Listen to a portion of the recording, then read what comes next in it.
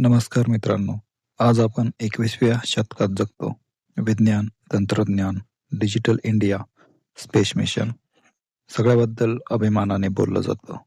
पण जर मी तुम्हाला सांगितलं की आजही आपल्या देशात एक असा व्यवहार चालतो जिथे महिलांना अक्षरशः भाड्याने दिले जातं, तर कदाचित तुमचा तुमच्या कानावर विश्वास बसणार नाही. पण हे वास्तव आहे मित्रांनो. तर मित्रांनो, आजचा विषय आहे मध्य प्रदेशातील शिवपुरी जिल्ह्यातील चर्चेत आलेली दडीचा प्रथा. एक अशी प्रथा जी माणुसकीलाच प्रश्न विचारते. कल्पना करा, एका गावात बाजार भरतो.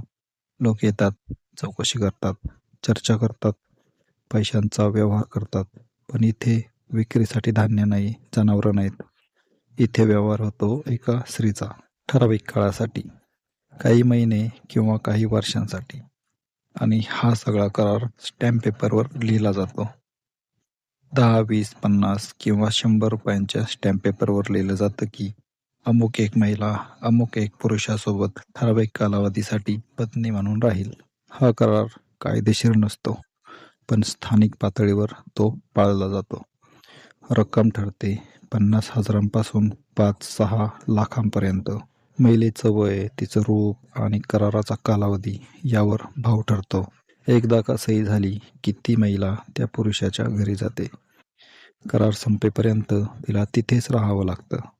सगळ्यात वेदनादायक गोष्ट म्हणजे या व्यवहारात त्या महिलेची इच्छा किती विचारात घेतली जाते याचा कोणी विचारच करत नाही. अनेकदा तिच्या संमतीपेक्षा कुटुंबाची गरिबी आणि पैशांची गरज जास्त महत्त्वाची ठरते. काही ठिकाणी वडील स्वतः मुलीचा व्यवहार ठरवतात. काही वेळा नवरे स्वतःच्या पत्नीला दुसऱ्या पुरुषाकडे ठराविक रकमेवर देऊन टाकतात.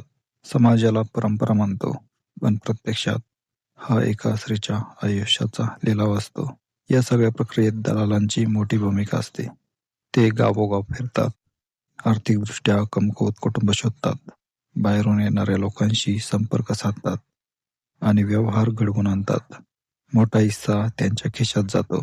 महिलांना मात्र त्यातला फारच कमी भाग मिळतो. काही वेळा एका वर्षात एकाच महिलेचे 2-3 वेळा वेगवेगळ्या पुरुषांसोबत करार होतात. त्या मानसिक आणि शारीरिक ताणाखाली कशा जगत असतील याची कल्पनाही करवत नाही. प्रशासनाने या प्रथेविरुद्ध कारवाई करण्याचा प्रयत्न केला आहे, पण अडचणी कमी नाहीत. गावकरी याला आपली परंपरा म्हणत बचाव करतात. व्यवहार गुप्तपणे होतात. तक्रार देण्यासाठी कोणी पुढे येत नाही. पीडित महिला भीतीमुळे किंवा कुटुंबाच्या दबावामुळे गप्प राहतात आणि तक्रार नसली की कायदेशीर कारवाई कठीण होते. या प्रथेच्या आडून मानवी तस्करीच्या घटनाही समोर आल्या आहेत. काही प्रकरणांमध्ये बाहेरील राज्यांतून मुलींना आणून अशा करारांच्या नावाखाली विकलं गेल्याचंही समोर आलं आहे.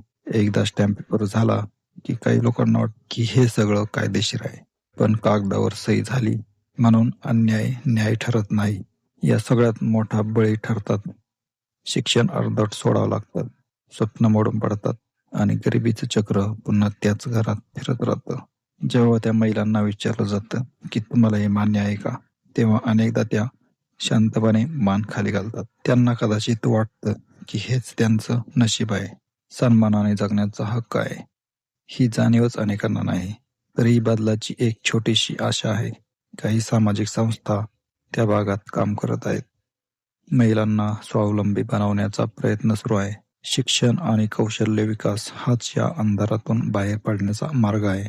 कारण जेव्हा महिला आर्थिकदृष्ट्या सक्षम होतात, तेव्हा त्यांना वस्तूसारखं विकणं इतकं सोपं राहत नाही. आपण महिलांना देवीचं स्थान देतो, पण वास्तवात काही ठिकाणी त्यांचं वस्तूप्रमाणे मोल ठरवलं जातं. ही केवळ एका जिल्ह्याची समस्या नाही, ही आपल्या समाजाच्या मानसिकतेची कसोटी आहे. जर आपण यावर गप्प बसलो तर आपणही या अन्यायाचे मूळ साक्षीदार ठरू. आजचा हा व्हिडिओ फक्त धक्कादायक माहिती देण्यासाठी नाही, तर विचार करायला भाग पाडण्यासाठी आहे. आपण सोशल मीडियावर मोठ्या बदलांच्या चर्चा करतो, पण अशा भागांपर्यंत बदल पोहोचवणं ही आपलीही जबाबदारी आहे. मला या सगळ्याबद्दल काय वाटतं? अशा प्रथा आजही अस्तित्वात आहेत हे ऐकून मला धक्का बसला का? प्रशासनाने आणि समाजाने अजून काय पावलं उचलायला हवीत? तुमच्या प्रतिक्रिया कमेंटमध्ये नक्की सांगा. व्हिडिओ आवडला असेल तर लाईक करा, शेअर करा आणि चॅनलला सबस्क्राईब करायला विसरू नका.